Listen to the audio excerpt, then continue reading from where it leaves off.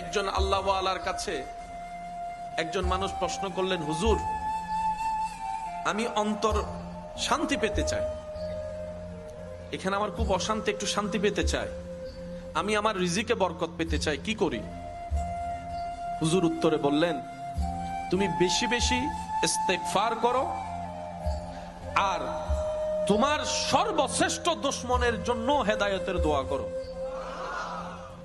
তুমি যখন তোমার সর্বশ্রেষ্ঠ দুশমনের জন্য নাম ধরে ধরে যদি পারো দোয়া করতে, দোয়াটা রবের কাছে যখন যাবে, রব তো জানে তোমার মনের হালত কি, রব তো জানে কেন তুমি তাকে দুশমন মনে করো, কেন তাকে শত্রু মনে করো, কেন তাকে ঘৃণা করো, দেখতে পারো না, সে কারণটা তো রব জানে।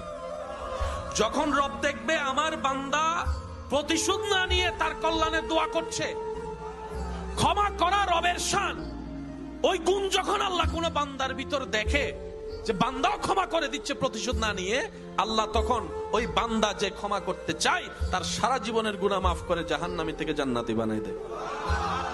সেজন্য আল্লাহ ওয়ালাদের চরিত্রের মধ্যে একটা গুণ দেখবেন, ওনারা প্রতিশোধ নিতেন না, ছেড়ে দিতেন, যা তুই আমার প্রশংসা করলো আমি আসমানে উঠবো না, তুই আমার বদনাম করলো তো আমি মাটির নিচে যাব না।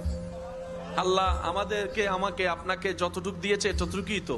আল্লাহ ওয়ালারা বলে যে তুমি করলো প্রশংসা, আমার কিচ্ছু যায় আসে